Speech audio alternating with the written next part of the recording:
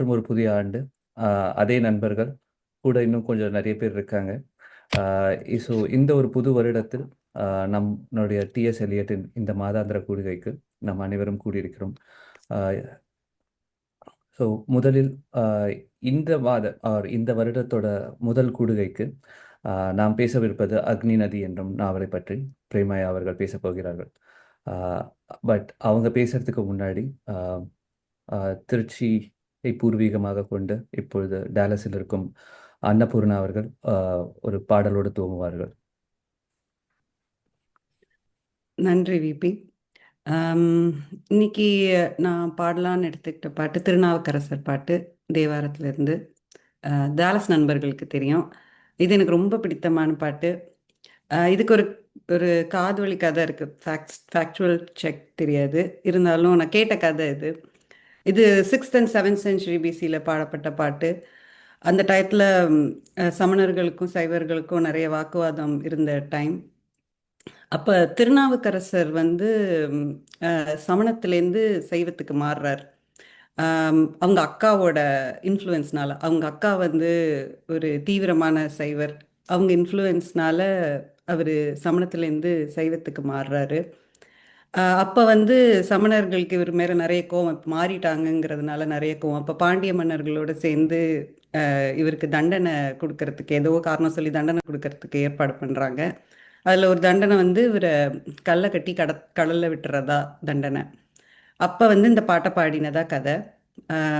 கல்லை கட்டி கடலில் விட்டாலும் எனக்கு என் ஆள் இருக்கார் அப்படிங்கிற டோனில் தான் அந்த பாட்டே இருக்கும். அதில் ஒரு ஸ்ட்ராங்காக இருக்கும் அந்த பாட்டு. அதனால எனக்கு இந்த பாட்டு ரொம்ப பிடிக்கும். பாடுறேன்.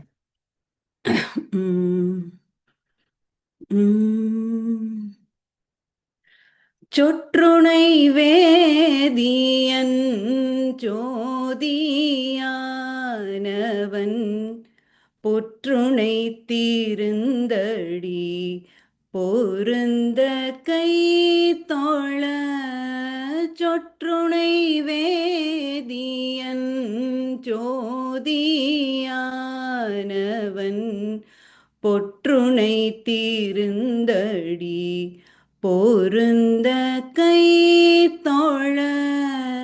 கற்றுணை பூட்டியோர் கடலில் பாய்ச்சினும், கற்றுணை பூட்டியோர் கடலில் பாய்ச்சினும் நற்றுணையாவது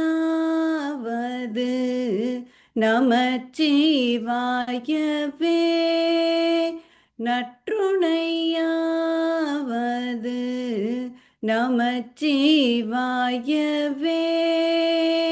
விண்ணுற அடுக்கிய விறகின் வெவ்வழல் உன்னிய புகிலவை ஒன்றும் இல்லையாம். விண்ணுற அடுக்கிய விறகின் வெவ்வழல் உன்னிய புகிலவை ஒன்றும் இல்லையாம். பண்ணிய உலகினில் பயின்ற பாவத்தை, பண்ணிய உலகினில் பயின்ற பாவத்தை நன்னி நின்று அறுப்பது நமச்சிவாயவே. நன்னி நின்று அறுப்பது நமச்சிவாயவே.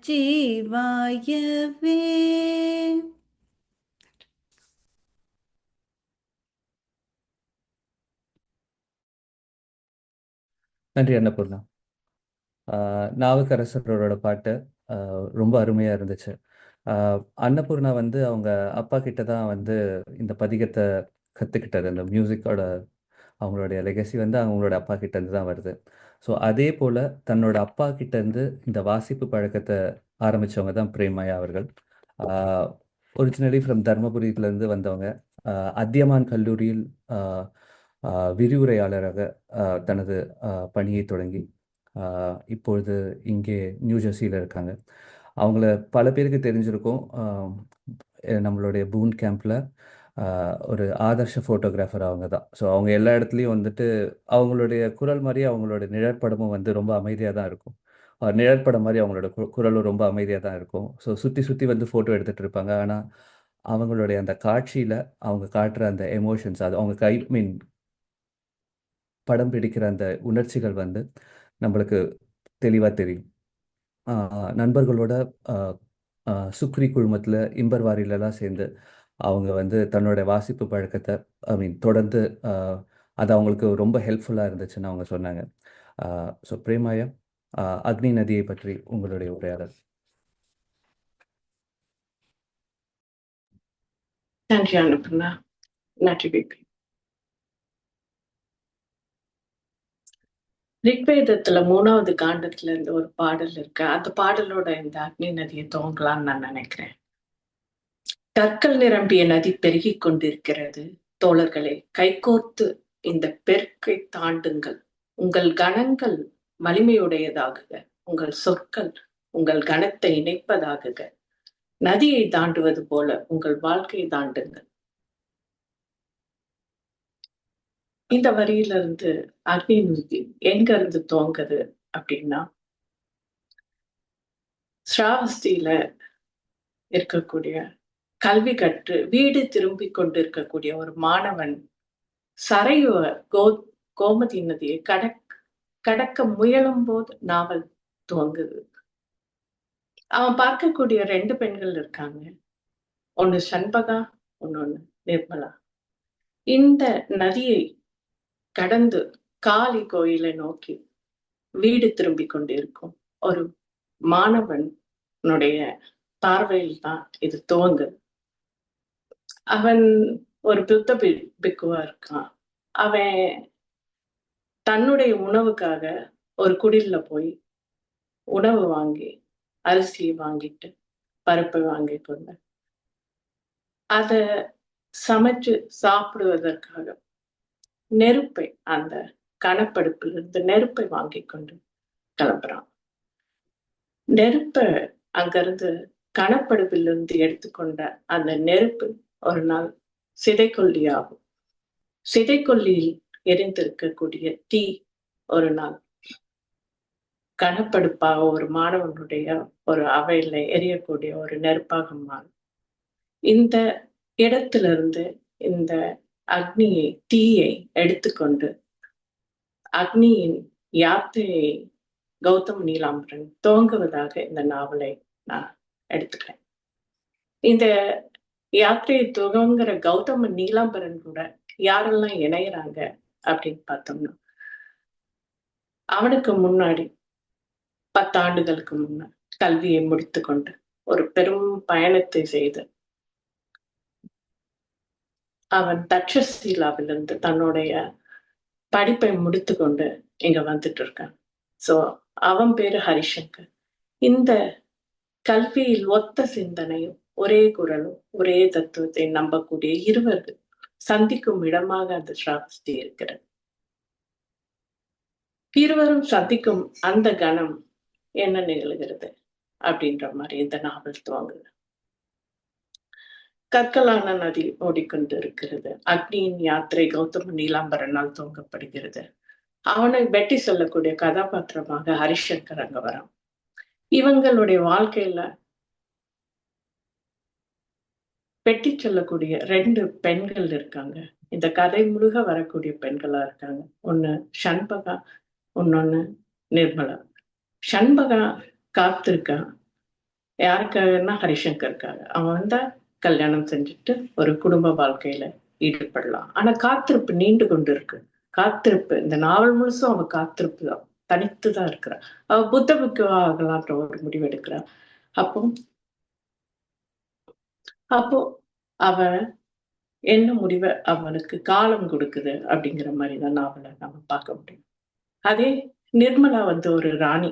அந்த ராணி வந்து காத்திருக்கா, அவன் அண்ணனுக்காக காத்திருக்கா. அந்த அண்ணனுக்காக காத்திருக்க இந்த பெண்களை தொட்டு இந்த நாவல் செல்கிறது. ஸோ இதுதான் ஸ்ட்ரக்சர். இந்த நாவலை வந்து எளிதில் சொல்லிட முடியாது அப்படின்றது எனக்கு தெரியும். ஆனா இத எந்த வகையில புரிஞ்சுக்கலாம் அப்படிங்கிற மாதிரி தான் இதை நான் பார்க்கிறேன். சாமுவல் பக்கெட்டோட ஒரு பிலாசபிக்கல் பிளே ஒண்ணு இருக்கு. அதுல பாத்தீங்கன்னா ஒரு சதுரம் இருக்கும். அந்த சதுரத்துக்கு நடுவுல ஒரு மையம் இருக்கும். 4 பேர் அந்த இடத்துல வந்து போவாங்க. ஒரு நிகழ்வு நிகழ்த்தப்படும். முதல்ல வண்ணங்களாலும் இசையாலும் அந்த கோர்வை நிகழ்த்தப்படும். பிறகு வண்ணங்கள் அற்று வெண்மையாக அது வந்து ரொம்ப மைல்டா சத்தமே இல்லாம நிகழ்த்தப்படும். குவாட் 1 குவாட் 2 அப்படின்னு பிரிச்சிருப்பாங்க. இந்த நாவல் அது கூட பொருத்தி பார்க்கும்போது ஓரளவுக்கு புரியும் அப்படின்னு நான் நினைக்கிறேன். எனக்கு அந்த நாவல்ல கௌதம நீலாம்பரன் தோங்குறான். ஒருத்தன் உள்ள வரான். அவன் நல்ல கற்றவன்.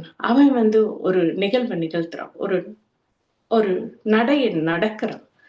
அது சதுரமா தான் இருக்கு. உள்ள வந்து எந்த ஒன்றை சுத்தி நீங்க உங்களுடைய நிகழ்வை நிகழ்த்தினாலும் அங்க ஒரு மையம் உருவாயிடும். அந்த மையம் வந்து உருவாகுது.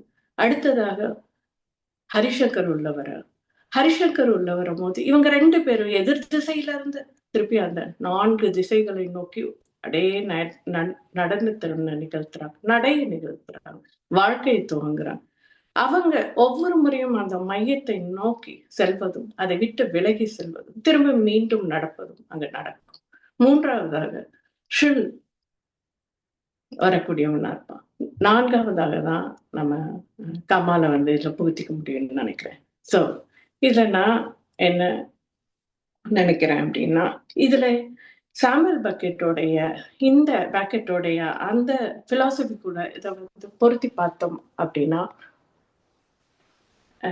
எனக்கு கொஞ்சம் சொல்றதுக்கு எளிதா இருக்குன்றதுனால அதை நான் எடுத்துக்கிறேன். இந்த நாவல் வந்து வரலாறாலும் போர்களாலும் வெவ்வேறு களங்கள்ல ஒவ்வொன்றையும் சொல்லி சொல்லுகிறது. ஒவ்வொரு காலகட்டத்தை சொல்லி சொல்லுகிறது.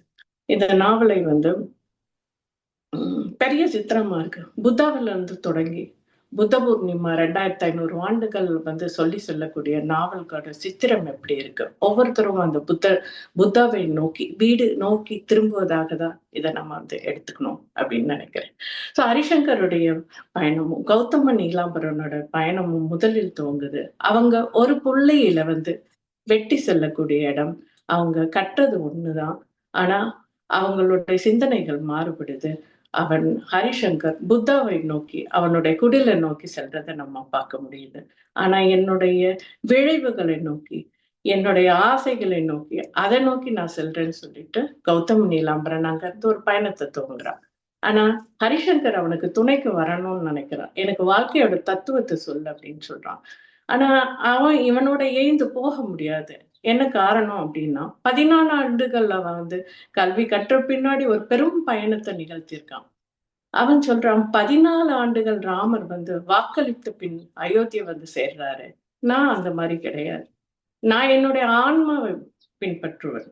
ஆன்மாவை பின்பற்றுவன் எவனுமே பற்றற்று அதுல இருந்து விலகிதான் செல்ல முடியும். அப்போ அவனுடைய அரசும் அவனுடைய தங்கையும் தனக்கான ஆட்சி பீடமும் அங்க இருக்கும்போது ஹரிசங்கர் அது வேண்டான்னு அந்த இடத்துல இருந்து உதறி விட்டு அங்க இருந்து புத்தா 100 வருடங்களுக்கு முன்னாடி வாழ்ந்து குடிலை நோக்கி ஹரிசங்கர் போவதாக அமையுது. அதே விழிப்போடு இரு ஹரிசங்கர் சொல்றதுனால கௌதம நீலாம்பர் கேட்க போறது கிடையாது. அவன் தன்னுடைய பயணத்தை இந்த அக்னியின் யாத்திரையை வந்து துவங்குறான். எப்படின்னா என் விளைவுகளுக்கு நான் கட்டுப்பட்டவன். நான் அதுக்கு ஒப்பு கொடுக்குறேன். அதனால வர துயர நான் அனுபவிக்கிறேன். என்னுடைய மேதமையினால இல்லை, என்னோட பேதமையினால நான் வந்து அதை அனுபவிக்கிறேன், அணுகிறேன், தைரியமா எதிர்கொள்றேன் அப்படின்னு சொல்லிட்டு புத்தரை பார்த்து வானத்தை நோக்கி ஒரு வரியை சொல்லுவோம். போதம் கொண்ட மாதவரே உன் மீது எனக்கு கருணை தோங்குகிறது. அப்போ புத்தனுடைய அத்தனை கொள்கையும் வந்து ஏத்துக்கிறான். ஆனா அந்த வழியில போகிறது எல்லாருக்கும் சாத்தியம் இல்லை இல்லையா? சோ அவன் கண்டடைஞ்சுதான் அதை நான் போவேன் அப்படின்ற இடத்துல 2 பேரும் விலகுறாங்க. ஹரிசங்கர் சொல்ற ஒரு இடம், அழகான இடம் இருக்கு. புத்தர் அவருடைய நண்பர் ஆதார் கலாம் கிட்ட பேசின ஒரு வரியை சொல்றார். எனக்கு தெரிஞ்ச அத்தனையும் உனக்கு தெரிஞ்சிருக்கு. நான் கற்றதை தான் நீ கற்றிருக்க. உனக்கு தெரிஞ்சிருக்க அத்தனை கற்றல் முறைகளும் நம்ம ஒத்து இருக்கோம் 2 பேரும். அதனால நம்ம 2 பேரும் இணைந்து செயல்படுவோம் சங்கத்தை வளர்ப்போம் அப்படின்ற ஒரு வரியை தான் நான் உனக்கு கௌதம் நீலாம்பரம் உனக்கு நான் சொல்லுவேன். விழிப்போட இரு அப்படின்ற வரியை சொல்லிட்டு ஹரிசங்கரும் கௌதம் நீலாம்பரம் பிரியத்தை நம்ம அந்த இடத்துல பார்க்க முடியும். மூன்றாவதாக வரக்கூடியவன் கமல். கமல் எந்த இடத்துல இருந்து வரான் அப்படின்னா பார்சியில இருந்து வரான். பாரசீகத்திலிருந்து வரக்கூடிய கமல் சிந்து வழியாக இந்தியாவை நோக்கி ஒரு வரலாறை எழுதக்கூடிய ஒரு மாணவனாக உள்ள நுழையிறான். அவன் உள்ள நுழையும் போது எந்த மாதிரி உள் நுழைவு நிகழுது அப்படின்னா, நாவல் ஒரு நதியில் ஒரு கட்டத்துல ஒன்னை கண்டடைந்து சிதறடிக்கப்பட்ட பின், மையத்தை நோக்கி சிதறடிக்கப்பட்ட பின் அவன் அந்த நதியில் மூழ்கி இன்னொருவனாக எழுந்திருக்கிறான். அப்படி எழுந்திருக்கும் போது அங்கு வருபவன் தான் கமல். ஒரு குதிரையை கட்டிட்டு அவன் காத்திருக்கிறான் சம்பாவுக்காக, சம்பா தேவிக்காக காத்துட்டு இருக்கான். சம்பா பற்றி இங்க வராங்க. இவனுடைய பயணம் இங்க தொடங்குது. சோ இந்த கதை கௌதம் நீலாம்பரன் 2 பெண்களை பார்க்கிறான். ஹரிசங்கர்ல இருந்து விலகி அவன் முன்னகர்றான். அவன் முன்னகரும் போது ஒரு போரை அவன் எதிர்கொள்ள வேண்டி இருக்கு. அவன் படித்த தத்துவம் புத்தருடைய கொள்கைகளை தான் படித்திருக்கான். ஆனா இவர்கள் எல்லாம் மாணவர்கள். கற்றதை நீ இம்ப்ளிமெண்ட் பண்ண முடியுமா அப்படிங்கிற ஒரு இடம் அங்க வருது. அப்படின்னும் போது நான் வாளை ஏந்தலாமா இந்த போர்க்காலத்துல அப்படின்னும் போது அவன் கையில் வாள் கொடுக்கப்படுகிறது அப்படின்னு சொல்ல முடியாது. அவன் எடுக்கிறதுக்கு கட்டாயப்படுத்தப்படுகிறான். அவன் அப்போ வாளை கௌதம நீலாம்பரன் கை கொள்றான். அவன் வாழ்க்கையின் உச்சம்ன்றது ஒரு மோகினி சிலை, ஒரு யட்சியை, ஒரு ஸ்ராவஸ்தி, ஒரு கலை வடிவத்தை அவன் படைப்பதோடு அந்த இடம் முடிகிறது. அவன் மீண்டும் சம்பாவை பார்க்கிறான். அதனால் மனம் உளைச்சல் ஏற்பட்டு அந்த வாழ்க்கையை முடித்து கொண்டு அவனுடைய காதல் நிறைவேறதுனால அவன் எகைன் ஸ்ராவஸ்தி இருக்கக்கூடிய கங்கையை நோக்கி போய் அவன் மூழ்கிறான். அதுல அவன் பற்றிக்கொள்ளும் அந்த பிரவாகத்துல நினைக்கிறான். ஆனா அந்த போர்னால் அவன் விரல்கள் வெட்டப்பட்டு இருக்கு. அதனால அவனால் பற்றிக்கொள்ள முடியறதில்ல. அடித்து செல்லப்படுறான் அந்த பிரவாகத்துல. மீண்டும் எழப்போது யாரை பார்க்கிறோம்னா கமாலுதீனை பார்க்கிறோம். கமல் நம்ம சண்பகாவுடைய தன்னுடைய பயணத்தை துவங்குறான். இந்த இடத்துல கமல் கிட்ட சண்பகா சொல்றது, உன்கிட்ட இருக்கிட்ட வாழை கீழே போடு. அப்படி கீழே போட்டீனாதான் உன்னை நான் கபீர் கிட்ட அழைத்து சொல்வேன் அப்படின்னு. கபீரை நோக்கி அவ கை காமிக்கிற இடம் இங்க இருக்கு. அவனால கபீரை உடனே போய் சந்திக்க முடியுதா? காலம் அவனுக்கு என்னத்தை வைக்குது அப்படிங்கிற மாதிரி பார்த்தோம் அப்படின்னா 2 பாகமா அவனுடைய வாழ்க்கை கபீருக்கு முன் கபீர் பின் என்று பிரிக்கப்படுது. அவன் வரலாறு எழுதி வரான். இந்த மண்ணை அவன் நேசித்தவன் கிடையாது. இந்த மண் என்னுடைய மண் கிடையாது. எளிய ஒரு தந்தையின் இறப்புக்கு அப்புறம் வாழ்க்கைக்கு வாழ்வாதாரத்துக்கான ஒரு தேடலை நோக்கிதான் இங்க வரானே ஒழிய அவனுக்கு இந்த மண் மேல பெரிய பற்றுதல் கிடையாது. ஆனா இங்க இருக்கக்கூடிய செல்வத்தையும் இந்த வளங்களையும் இங்க இருக்கக்கூடிய மனிதர்களையும் பார்க்கிறான். நான் போயிடலாமா என்ன நாட்டுக்குன்னு கூட அவன் நினைக்கிறான். ஆனா வங்காளத்துக்கு வரான். அரசுகள் மாறுகிறது, போர் நிகழ்கிறது. அவன் என்ன செய்யறான் அப்படின்னும் போது போர்ல அவனும் கலந்துக்கிறான், வாழை தூக்குறான், தோற்கடிக்கப்படுகிறான். இசை அவன் கூட எப்பயுமே இருக்கு. அந்த இசை அந்த அரசர் மூலியமா அவனுக்கு இசை கோவைகள் எல்லாம் எழுதுறான். அவன் இசை மேல பெரும் நாட்டம் இருக்கு அவனுக்கு. போருக்கு அப்புறமா அவன் எகைன் ஒரு இடத்துக்கு மையம் கொள்றான். மையத்துல வெட்டி விலகி செல்லக்கூடிய ஒரு தருணம். அவனுடைய உடைவாளை கீழே களையிறான். அத்தனையும் தூக்கி போடுறான். அவனுக்கு மடைமாற்றம் ஏற்படுகிறது. அப்போ அவன் பார்க்கக்கூடியதுதான் கபீர். கபீர் கிட்ட அவன் ராமநாமத்தை கற்கிறான். இசையும் அவனை வழி நடத்துறது. எளிய ஒரு விவசாயியாக சுஜாதாவை கல்யாணம் செஞ்சுக்கிட்டு ஒரு எளிய வாழ்க்கையை வாழ்றான். ஒரு அர்த்தமுள்ள வாழ்க்கையை வாழ்றான். கபீர் சொல்றாரு, உனக்கு முன்னாடி 2 வாழ்க்கை இருந்தது. இந்த வாழ்க்கையில நீ அமைதியை நோக்கி அகிம்சையை நோக்கி போகக்கூடிய வாழ்க்கை தான் உனக்கு வழங்கப்பட்டிருக்கு. அவனுடைய வாழ்நாள் முழுசும் இருந்து ஒரு எளிய ஒரு சோல்ஜரால வெட்டப்பட்டு அவனுடைய ரத்தம் இந்த மண்ணில் செஞ்சது. இந்த ரெண்டு தொடர்பையும் நம்ம பார்க்கலாம். கௌதம நீலாம்பரனுடைய பயணமானது நீர்ல துவங்குது. கமாலுடைய பயணமும் நீர்ல தான் துவங்குது. இவன் கபீரை பார்த்த பின்னாடி அவன் என்ன ஆகிறான் அப்படிங்கிற மாதிரி இந்த நாவலுடைய 2வது பகுதி சொல்லப்படுது. இது முகலாயர்களுடைய காலம். முதல்ல சொன்னது புத்தரனுடைய காலம். இந்த திசைக்கு ஒருவராக ஒவ்வொருத்தரும் வந்துட்டு இருக்கும்போது கடைசியாக வரக்கூடியவன் தான் ஸ்ரீல். இந்த ஸ்ரீல் அஸ்லி இவன் ஒரு எளிய பாதிரியாரோட பையன். எங்க இருந்து வரான் அப்படின்னு பார்த்தோம்னா, ஆஸ்திரேலியால இருந்து அவன் சிட்னியில படிச்சுட்டு ஒரு மாணவனாக லண்டன் போய், லண்டன்ல இருந்து மும்பை பீட்டரனுடைய ஒரு ஊந்துதலின் காரணமாக இங்க வரான். அவன் சந்திக்கக்கூடிய 4 பெண்கள் மூலியமா அவனுடைய கதை நகருது. இப்ப காட்டக்கூடிய சித்திரம் என்ன மாதிரி சித்திரம் அப்படின்னா, ஸ்டில் இங்க வரும்போது பைபிள் அவன் முன்னாடி இருக்கு, குருவால் அவன்கிட்ட இருக்கு, அப்புறம் இந்த 3 இதுவும் அவன் முன்னாடி நின்று கொண்டு இருக்கு. இப்ப ஸ்ரில் எதிர்கொள்ள வேண்டியது என்ன அப்படிங்கிற மாதிரி இருக்கு. ஆனா ஸ்ரில் வரும்போதெல்லாம் வேற ஒரு காட்சி சித்திரம் வரும். அந்த காட்சி சித்திரத்துல இந்த கமாலுதீன் வருவாங்க. அப்போ அந்த கமாலுதீனை எப்படி வச்சிருக்காங்கன்னா, அபுல் மன்சூர் கமாலுதீன். கமாலுதீனோட வாழ்க்கையை நீங்க 2ஆ பிரிச்சுக்கலாம். நம்ம அபுல் மன்சூர் அப்படிங்கிறது ஒரு வாழ்க்கை, கமாலுதீன் அப்படிங்கிறவனுடைய வாழ்க்கை வேற. கமாலுதீனோட வாழ்க்கையானது அவனுடைய பிற்பாதியில வந்த வாழ்க்கை, ராமநாமத்தை ஜபிச்சவனோட வாழ்க்கை. அவன் ஒரு விஸ்டம் அடைகிறான். அந்த விஸ்டம் தான் அவனை முன்னகர்த்தி செல்லுது. அப்படி நகர்த்தி சொல்லும் போது ஓடத்துல அவன் உட்கார்ந்து படகோட்டியா இருக்கான். இப்போ ஒரு சித்திரம் அங்க காட்டப்படுகிறது ஸ்ரில்லுக்கு. என்ன சித்திரம்னா, ஒரு தொழுகைக்கான ஒரு மேட்டர், ஒரு விளக்கு, ஒரு தேங்காய் சரட்டு, 2 பாத்திரங்கள், ஒரு எளிய மனிதனுடைய ஒரு சித்திரம். அவனுடைய தேவைகள் இவ்வளவு போதுமானதா அப்படின்றது ஸ்ரில்லுக்கு காட்டத்தான் படுது, காட்சியா காட்டப்படுது. ஆனா ஸ்ரில் இங்க இருந்து வரான். வரும்போது அவன் ஒரு எளிய பாதிரியார் பையனாகவும் ஒரு கவிஞனாகவும் மாறணும் அப்படின்னு தான் இங்க வரான். அவனுடைய வாழ்க்கையில இந்த சித்திரத்தை அவன் பின்பற்றுறானா அப்படின்னா ஒரு கிளிம்ஸ் தான் அது. அவனுக்கான வழிகாட்டியா கமல் தான் வரான். இது எப்படி காமிக்கிறாங்கன்னா, 4 பெண்கள் அவங்களுடைய வாழ்க்கையில வராங்க. முதலாவதாக மரியட் டெரசோ, அடுத்தது சுஜாதா தேவி, அடுத்ததாக சம்பா தேவி வராங்க, கடைசியாக ஒரு ஒயிட் லேடி வராங்க. ஸோ இந்த 4 பெண்களோட நம்ம ஸ்ரீல பொருத்தி பார்க்கும்போது அவனுக்கு மரிய டெரசோவாக தன்னுடைய அத்தனை அறிவையும் கொண்டு கற்றதை கொண்டு அவளை ஏமாத்திட்டு கல்கட்டா வருவான். அவனுக்கு ஒரு குழந்தை இருக்கும் அவளுக்கு. அடுத்தது சுஜாதா தேவியை ஒரு இந்து பெண்ணை ஒரு ஆசை நாயகியா வீட்டுல வச்சிருப்பாங்க. அவங்களுக்கு ஒரு பெண் குழந்தை இருக்கும். அடுத்ததாக அவன் சம்பாபாஜி ஒரு பரத்தையாக அங்க இருப்பாங்க.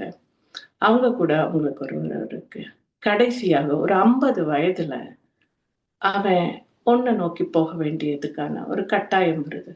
இதுவுமே எப்படி பார்த்தோம்னா, இத கடைசியாக கல்யாணம் செஞ்சுக்கக்கூடிய அந்த பெண் ஒரு வெள்ளை இனத்தவள் சேர்ந்தவள். அவளுக்கு ஸ்ரில்லுக்கு ஒரு மகன் பிறக்கிறான். அவன் கடைசியா ஹரிசங்கர் அப்படின்ற ஒரு ஒரு சுஜாதாவுடைய அப்பாவுடைய மரணம் அவனை பாதிக்குது. ஒருவருடைய மரணம் அவனை பாதிக்குது. மரணம் அவனை துரத்துவதை நம்ம பார்க்கலாம். மரணம் அவனை எந்த வகையில துரத்துது அப்படின்னா, காலம், அதுக்கு மறுபெயர் மரணம் தான் அப்படின்னு சொல்றாங்க. காலம் அதனோட அழகையும் அதற்குள்ளே அதனோட துயரையும் அதற்கான அத்தனை உள்ளடக்கிதான் அந்த அழகை வச்சிருக்குன்னு அவன் உணர்றான். எப்படி உணர்றான் அப்படின்னா, அவன் மரிய டெரசோவாவை ஏமாத்திட்டு வந்ததுக்கு அப்புறமா அவன் 50 வயதை நெருங்கிட்டு இருக்கும் போது ஒரு இடத்துல தன்னுடைய மனைவின்னு சொல்ல முடியாது, ஆசையா பார்த்த அந்த பெண்ணையும் அவளுடைய மகளையும் அவன் பார்க்கவே முடியாத ஒரு இடத்துல ஒரு ப்ராஸ்டிடியூட்டா மாறி இருக்கக்கூடிய ஒரு மகளை ஒரு தந்தையா பார்க்கும் போது என்ன உணர்வு வரும்? வாழ்க்கையினோட பிடிமானமே அவனுக்கு கட்டு போயிடுது. இந்த வாழ்க்கை எனக்கு பெரும் செல்வத்தையும் பெரும் பதவியையும் அத்தனையும் ஸ்ரில்லுக்கு கொடுத்துருக்கு. ஆனா இந்த வாழ்க்கைக்கு நான் என்ன கொடுத்துருக்கேன், என்ன நான் கைமாறு செஞ்சிருக்கேன் அப்படின்ற ஒரு இடத்துக்கு ஸ்டில் வந்து நிற்கதை பார்க்கலாம். அவன் ஒரு கேள்வி வந்து அங்க வைக்கிறான். இந்த வாழ்க்கையில எனக்கு 4 பெண்களுடைய இந்த ஒரு போகம் இருக்கு. ஆனா என்னுடைய வாழ்க்கையில காதல் எனக்கு நிகழவே இல்லை அப்படின்னு சொல்றேன். ஸோ நம்ம இதுவரையிலும் இந்த கதையை வந்து ஸ்ரீவல்லி மேம் கொண்டு போனது சாமுவல் பெக்கெட்டுடைய அந்த பார்ட் 1, 2 அதோட பொருத்தி பார்க்கலாம் நம்ம. ஃபர்ஸ்ட் கௌதம நீலாம்பரன். அவன் எதனால அவனுடைய இச்சைகளால அவன் அலைக்கழிக்கப்படுறான். அவன் அதை தான் ஃபேஸ் பண்றான். அந்த இச்சைகள் அலைக்கழிப்ப அவன் ஏத்துக்கிட்டு வரும்போது சம்பா அவனுடைய வாழ்க்கையில மீண்டும் மீண்டும் வரா. அதனால அவன் வெட்டி செல்கிறான். அவன் வாளை தூக்குறான். வாள் தூக்குனவனுக்கு என்ன மாதிரி ஒரு நிகழுமோ அதுல இருந்து விடுபட முடியாம அவனுடைய பயணம் துவங்குது. அதே ஹரிசங்கரை வந்து எது துரத்துதுன்னு பார்த்தோம்னா காலம் அவனை துரத்துது. மேல இருக்கக்கூடிய இடியின் ஒளி என்னை துரத்துது, நான் பயப்படுறேன் அப்படின்றான். இதை நம்ம கமால பார்க்கும்போது அவன் இந்த நிலத்தால அவன் துரத்தப்படுறான், நாடற்றவன் ஆக்கப்படுறான், எல்லையை தாண்டி அவனை விரட்டப்படுறான். நாடு, எல்லைகள், நிலம் அவனை துரத்துறது பார்க்கலாம். ஷ்ரில்ல நம்ம பார்க்கும்போது மரணம் அவனை மடைமாற்றுது, சிந்திக்க வைக்குது. அந்த சிந்தனையில இருந்து அவன் எங்க போறான் அப்படிங்கறத பார்க்க முடியுது. இந்த 4 பேருமே இந்த மையத்தை நோக்கி போர்னாலையும் தத்துவத்தினாலையும் கல்வியினாலையும் அவங்களுக்கு நிகழக்கூடிய மாற்றங்களை நம்ம வந்து பார்த்துக்கிட்டே இந்த நாவல் வழியா நம்ம போகிறோம். ஆனா இந்த நாவல் முடியக்கூடிய ஒரு இடம் இருக்கு. அந்த இடம் புத்த பூர்ணிமா அன்னைக்கு எல்லாரும் வீடு திரும்புறாங்க. எப்படி வீடு திரும்புறாங்க, என்ன ஆகுறாங்க, அவங்க மெய்மையை அடைஞ்சாங்களா, விடுபட்டாங்களா, வீடு வந்து சேர்ந்தாங்களா அப்படிங்கிற மாதிரி இதை பார்க்கலாம்னு நான் நினைக்கிறேன். இந்த நாவல்ல வந்து முழுமையா யாரும் புரிஞ்சுக்கிறது சாத்தியமான்னு எனக்கு வந்து பெரும் வாசிப்பை கூறக்கூடியதா நான் நினைக்கிறேன். எனக்கு இந்த நாவல்ல பிடிச்ச இடங்களை மட்டும் நான் சொல்லிட்டு என்னுடைய உரையை முடிச்சுக்கலாம்னு நான் நினைக்கிறேன். இதுல முக்கியமா சம்பாபாஜியை வந்து நான் பார்க்கிறேன். சம்பா அவங்க வந்து சம்பாபாஜி ஆகும், சம்பா தேவி ஆகும், அத்தனையாவும் இருக்காங்க. சம்பாவுடைய வாழ்க்கையில அவங்களுக்கு சொல்லப்படுறது, எல்லாரும் என்னைய நோக்கி வாங்க, என்ன கல்யாணம் பண்ணிக்கிறீங்களா, எனக்கு ஒரு துணை தேவையா இருக்கு, ஒரு தனிமையில இருக்கக்கூடிய ஒரு பெண்ணாதான் அவங்க இருக்காங்க. சம்பா கிட்ட வந்து கேக்குறாங்க. நான் கடைசியா கமால் கூட அவங்க பேசக்கூடிய ஒரு இடம் வந்து வருது. என்ன வந்து மீரா பாயாவோ, முக்தா பாயாவோ, இல்ல செயின்ட் சோஃபியாவோ அப்படி இருந்தாங்க அப்படின்னாக்க என்னை வந்து எல்லாருமே போற்றி வணங்குவாங்க.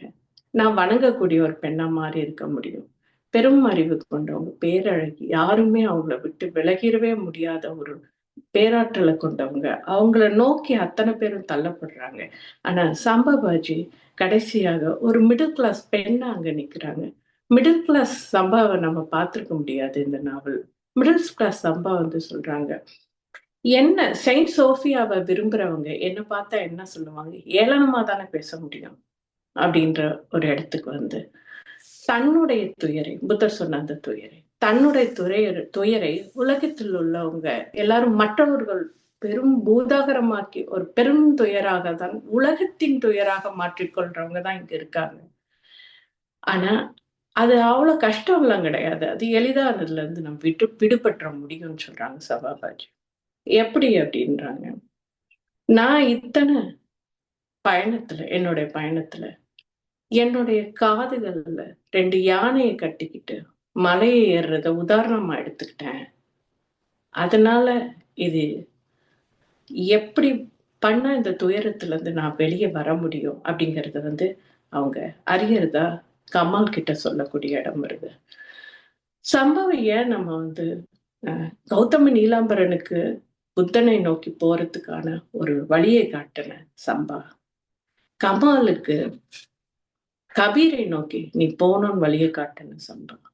இவங்க 2 பேரும் வாழ்க்கையில அவ ஏன் வரா அப்படின்னா தன்னை தான் அறியறதுக்காகவும் அவங்களுக்கு அவங்களுடைய வழியை நோக்கி போறதுக்காகவும் இந்த சம்பா அவங்க வாழ்க்கையில வர்றத அவங்க சொல்றாங்க.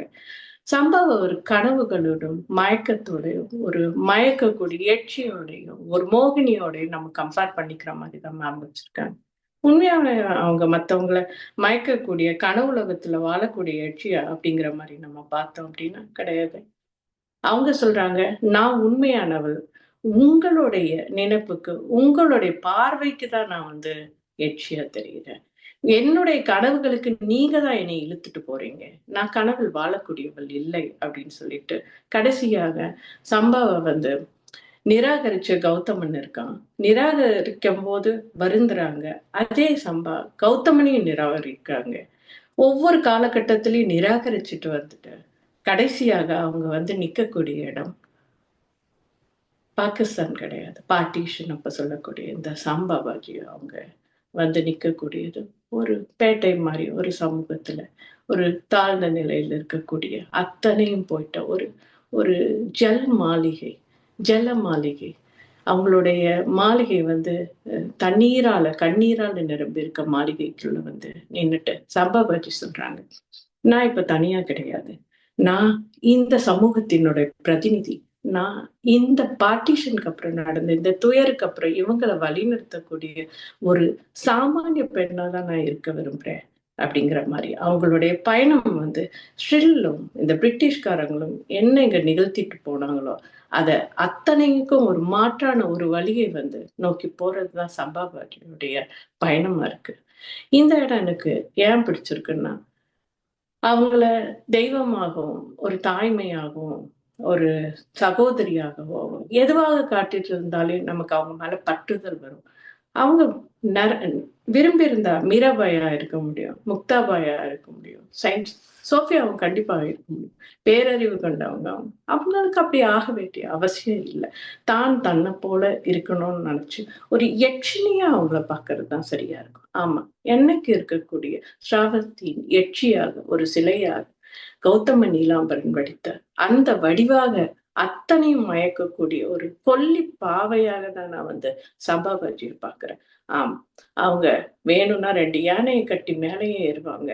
வேண்டாம் அப்படின்னா அதை தட்டால் துறந்துட்டு கீழே இறங்கி ஒரு சாமானிய பெண்ணாவும் அவங்களால ஆக முடியும். கௌதம நீலாம்பரனை விரட்டி அடிக்கவும் முடியும். அவனை அவனை எகென்றவும் அவங்களால முடியும். ஒரு இடத்துல போய் பிச்சைக்காரியாக நிற்கவும் முடியும். தன்னுடைய அழகை காட்டி மயக்கி கௌதம நீலாம்பரனை தன்னை நோக்கி வர செய்யவும் அவங்களால முடியும். அவங்களால அத்தனையும் சாத்தியப்படுத்தக்கூடிய இந்த அறிவாளி அழகி யட்சி அந்த சம்பாவை தான் எனக்கு ரொம்ப பிடிச்சிருக்கு இந்த கதாபாத்திரங்கள். கடைசியாக கமாலை சொல்லி முடிப்பதுதான் சரியா இருக்கும். இந்த கதாபாத்திரங்கள்ல கமாலுடைய பாத்திரம் வந்து எனக்கு வடிவமைச்சிருந்தது, ரொம்ப பிடிச்சிருந்தது. இந்த மண்ணில் வாழ்ந்த ஹரிசங்கரும் கௌதம நீலாம்பரனும் அவனுடைய கடைசி தருணத்தில் புத்த ஜெயந்தி அன்னைக்கு எப்படி வந்து முடிவடைகிறாங்க அப்படின்றது ஒரு வரியில பார்த்தோம் அப்படின்னா, 2 பேரோட பயணம் வந்து ஒரு நீண்ட பயணம். வெவ்வேறு காலம், புத்தர் காலம், அதுக்கப்புறமா முகலுடைய காலம், பிரிட்டிஷ் காலம், பார்ட்டிஷனுக்கு அப்புறமா போஸ்ட் கொலியோனல் காலம். இதனுடைய பெரும் பயணம் அங்கு சொல்லப்படுகிறது. கடைசியாக அங்கு வீடு சேர்ந்தார்களா இல்லையா? ஹரிசங்கர் அந்த அக்னி நதியின் கொல்லியை தூக்கிட்டு கிளம்பினவன் இந்த இடத்துல 2500 ஆண்டுகளுக்கு பிறகு அவன் புத்த ஜெயந்தி அன்னைக்கு வந்து வீடு சேர்ந்தானா அப்படிங்கறத அந்த நாவல் நம்ம பார்க்கணும். அப்படி பார்க்கும்போது ஹரிசங்கரும் கௌதம் நீலாம்பரம் அங்க இருக்காங்க. அவன் ஒரு இடத்துல தளர்ந்து போய் அந்த சாமுவேல் பேக்கெட்டோட அந்த இது போல நிறமற்று வறண்டு தளர்ந்து கால்கள் தளர்ந்து போய் அங்க வந்து உட்கார்றான். அப்படி உட்காரும் போது இந்த நேரத்துல இந்த பிரிவினை துயரம் பத்தி அவன் எண்ணி பார்க்கிறான். இந்தியாவனுடைய ஆன்மாவில் வடியக்கூடிய இந்த துயர் யாருக்காவது தெரியுதா அப்படின்ற இடத்துக்கு வந்து நிற்கிறான். உழவர்களிடம் எளிய பாடல்களை அவன் கேட்கிறான். அந்த பாடல்களை கேட்டு இயற்கையை நோக்கி அவன் நடக்கிறான். அதே சரையு நதியின் கரையோரமாக அந்த மாந்தோப்பில் அவன் போறான். போய் நின்றுட்டு இருக்கும்போது இந்த நொடியில் எனக்கு இந்த பூர்ணத்தை கிட்டினா நல்லா இருக்குமே அப்படின்னு நினைக்கக்கூடிய தருணம் அவனுக்கு வருது. அவன் இந்த நிலமகளை நில அன்னையை தழுவிக்கிறான். நான் பூர்ணமானவன், எனக்கு எந்த ஒரு அழிவும் நிகழல, நான் அந்த துன்பப்படலை, நான் எனக்கு வழங்கப்பட்டது அனைத்துக்குமே நான் நன்றி உள்ளவனா இருக்கேன் அப்படிங்கிற மாதிரி இந்த இயற்கை அன்னை இருக்கும்போது அவன் இந்த பௌதிக பொருளை பார்த்து எதெல்லாம் அஞ்சினானா, எதற்காக நான் அஞ்சணும் அப்படின்னு காளி கோயில் பக்கம் நின்று ஹரிசங்கருடைய துணையோட அவன் போய், நான் பூர்ணமானவன், என்றும் வெல்லப்பட முடியாதவன், நானே கடவுள் அப்படின்ற ஒரு இடையை அவன் அடையிறான். அவனுக்கு ஒரு பேரொளி கிட்டுது. தன்னுடைய ரிஃப்ளெக்ஷனை நீர்ல சரைவுல பாக்குறான். அந்த சரைவுல அவனுக்கு துணையா இருந்த ஹரிசங்கரனுடைய பிம்பமும் இவனுடைய பிம்பமும் தெரியுது. ஒரு நொடியில அது கலைஞ்சு போகுது. ஹரிசங்கர் இந்த மானிட குலத்துக்கான ஒரு பார்ட்டிஷனுக்கு அப்புறம் இந்த துயரை நீக்கிறதுக்கான ஒரு பயணத்துல அவன் போறான். அவன் கண்டிப்பா புத்தாவை நோக்கிதான் போறான். அதே கௌதம நீலாம்பரனும் அதை நோக்கிதான் போவான். இது எளிதா என்னால ஏத்துக்க முடியுது. ஆனா கமாலுடைய பாதை இப்படி இருந்ததா அப்படின்னு பார்த்தோம் அப்படின்னா, கமால் எங்க இருந்து வந்தான், எங்க போனான் அப்படின்னு தலித் மேடம் ஒரு நமக்கு ஒரு கேள்வியா அங்க வைக்கிறாங்க. கமல் எங்க இருந்து வந்தான், எங்க இருந்து போனான்? இது குர்த்தலின் ஹைதர் மேமுடைய குரல் இது. ஆமா, கமல் எங்க இருந்து வந்தான்? அராப்ல இருந்து வந்தான். இங்க வந்தான். அவன் ஒரு போர்ல நிகழ்ந்த ஒரு படுகொலையினால அவன் வருந்தனான். அடுத்தது கபீரை நோக்கி போனான். அவனுடைய ஒரு வாழ்க்கை முழுதும் அவன் ராமருடைய நாமங்களை பாடி அதன் மூலியமா ஒரு ஞானத்தை அடைந்திருப்பான். அதே கமால், அபுல் மன்சூர் கமாலுதீன், அந்த அபுல் மன்சூர் ஒரு ஞான விளக்கு கையில ஏத்திட்டு ஸ்ரில்லையும் கமாலையும் அவன் கூட்டிட்டு போகக்கூடிய தருணம் இருக்கிறது. அந்த கமாலுதீன் அவனுடைய அடுத்த பாதியில இதனோட இன்னும் நீளக்கூடிய ஒரு துயர் இருக்கு. அந்த துயர் சீதையின் துயர். ராமனுடைய துயரை ஒரு வாழ்க்கையில், இன்னொரு வாழ்க்கையில் சீதா குண்டத்தில் போய் சீதையின் துயரை அறிந்து சீதையின் துயருக்கு இணையான ஒரு துயரை தன் வாழ்க்கையில அவன் பார்க்கிறான். 14 ஆண்டுகள் ராமனுடைய அந்த பயணத்துல சீதையின் துறை எத்தகையதுன்னு தெரியும். ராமனுடைய பயணம் எத்தகையதுன்னு தெரியும். அவன் லண்டன்ல இருந்து திரும்பி வரும்போது அவனுக்கு புத்தபிக்கு அவனுடைய கண்களுக்கு தெரியறதில்ல. அவனுக்கு ஒரு காந்தியவாதி தான் கண்ணுக்கு தெரியுது. அந்த காந்தியவாதி கிட்ட என்ன மீட்டு கூட்டு போயிட முடியுமா அப்படின்னு கேட்க, அவரவர்களை பாதையை அவங்கவுங்கதான் தேர்ந்தெடுக்கணும் இல்லையா? சோ கமலுக்கு தான் போக வேண்டிய இடம் என்னன்றது தெரியும். அவன் தன்னை துரோகியாகவும் நாடற்றவனாகவும் எல்லை கடந்து நீ போக வேண்டியதாக இந்த நாடு அவனை கட்டாயப்படுத்துகிறது. அவன் அவன் உள்ளத்தினுடைய துக்கத்தை அவனுக்குள்ளே அடக்கிட்டு இந்த கர்மாவுக்கு நான் கட்டுப்பட்டவன் அப்படின்ற அந்த பிலாசபிக்கல் டேர்ம் படிச்சு எரிச்சல் அடைந்து தன் கையில் இருக்க புத்தகத்தை தூக்கி போட்டுட்டு அந்த பாகிஸ்தான் பார்டரை அவன் கடந்து போகும்போது அவன் சொல்றான், நான் எனக்கான ஒரு குழியை தோண்டிக் கொள்றேன், அதுக்குள்ள நான் இருந்த அழுறேன், எனக்காக நான் துயர் வருறேன் அப்படின்னு சொல்றேன். இந்த கமால் எங்கதான் போய் சேர முடியும், எங்க போய் சேர முடியும் அப்படிங்கறத நம்ம பார்க்கும்போது கமால் ஒரு ஒரு அழகிய கதையை சொல்லும். ஒரு குயில்களும் பறவைகளும் அதுங்களுக்கான சிறப்ப கடவுள் அவங்களுக்கு கொடுத்து படைக்கும் போது ஒரு குயில் ஒரு பறவை அந்த நேரத்துல தூங்கிடுது. அப்போ மயில் தோகையும் குயில் குரலையும் அப்படி ஒவ்வொன்றும் ஒரு ஃபேண்டசி திங்க வாங்கிக்குதுங்க. இந்த தூங்கிட்டு இந்த குயில் இந்த குருவி கத்துது. என்னன்னு கத்துதுன்னா, ஐயோ நான் தூங்கிட்டேனே இன்னும் கத்திட்டே இருக்கு, நான் தூங்கிட்டேனே. கமல் சொல்றார், தூங்குனாதான் இப்ப என்ன, விழிப்போடதான் இருக்கணும். தூங்குனாதான் என்ன? விழிப்போட இருந்த இந்த ஸ்ரீல் ஆகட்டும், விழிப்போட இருந்த கௌதம் நீலாம்பரன் ஆகட்டும், ஹரிசங்கர் ஆகட்டும், இவங்கெல்லாம் என்னத்தை சாதிச்சுட்டாங்க? அவங்க என்னத்தை பேசிட்டாங்க, என்னத்தை அடைஞ்சிட்டாங்க? விழிப்போடு இல்லைனாதான் என்ன? அவனுடைய வெறுமை இந்த இடத்துல நம்மளால பார்க்க முடியும். நான் கமால யார் கூட ஒப்பிட்டு பார்க்க முடியும் அப்படின்றத தொடர்ந்து பார்த்தேன். கமல் பாகிஸ்தான் போயிருந்திருக்கான். அங்க ராமருடைய ஒரு பாதியை சீதா குண்டத்தை பார்த்து பின்னாடி கூட துயரோட இருந்த கமல் என்னைக்குமே ஒரு கையில ஒரு ஆயுதத்தை அவன் தூக்கல. அவன் கையில ஆயுதத்தை தூக்கவும் முடியாது. அவன் பாகிஸ்தான் போனான்னாங்க. அப்துல் கஃபார் கான் மாதிரி தான் ஆக முடியும். அங்க அவன் காந்தியாத இஸ்லாத்தையும் அவனுடைய அகிம்சையும் பின்பற்றி அவன் அதை தான் தொட முடியும். அதை நோக்கி தான் அவன் போக முடியும் அப்படின்றத நான் எடுத்துக்கிறேன் இதுல இருந்து. கடைசியாக கமலுடைய பயணத்தை சொல்லிதான் எனக்கு நிறைவு செய்ய விரும்புகிறேன் நான்.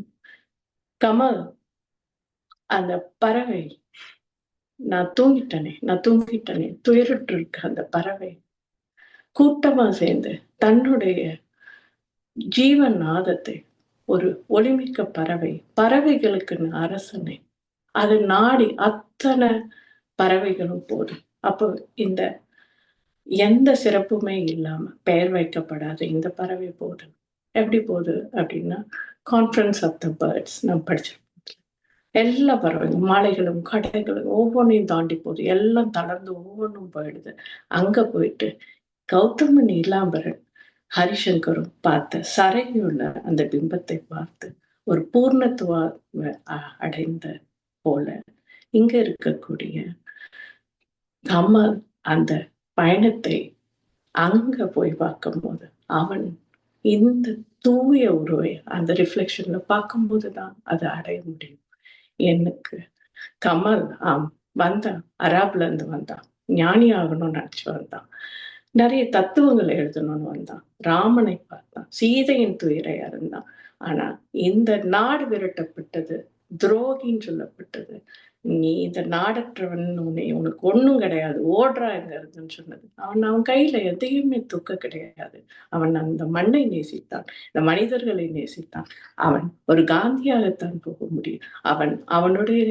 அவனுடைய பிம்பத்தை அந்த கான்ஃபரன்ஸ் ஆஃப் த பேர்டு கூட்டத்தில் போகும்போது அந்த பெயரற்ற பறவை, அந்த பறவைகளுக்கே அரசனான பறவையாகத்தான் அங்க இருக்க முடியும். அங்கு கமல் போய் பார்க்கும்போது கமல் அதை தான் பார்ப்பான், பேருருவாக இருப்பான் என்று நான் இதை முடிச்சுக்க விரும்புகிறேன். நன்றி.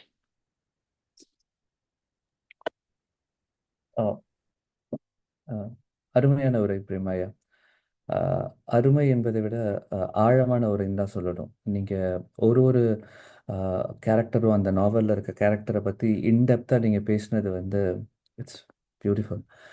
ஒரு ஒரு பார்வையில் வந்து அந்த ஒவ்வொரு கதாபாத்திரங்களும் தன்னளவில் ஒரு நதியாக இருக்கலாம். அந்த நதி வந்து தன்னை கடந்து போகிற அந்த ரிவர் பேங்க்ஸ், அந்த கரைகளை பார்த்துட்டு இருக்கலாம். அதே இன்னொரு பார்வைக்கு அந்த கதாபாத்திரங்கள் கரைகளாகவும் அந்த நதி கடந்து போகிறதாகவும் அவங்க பார்க்கலாம். இப்படியான ஒரு பல்வேறு பார்வைகளை முன்வைத்து உங்களுடைய உரை இருந்தது மிகவும் சிறப்பாக இருந்தது பிரேமாயா. இப்பொழுது நண்பர்கள்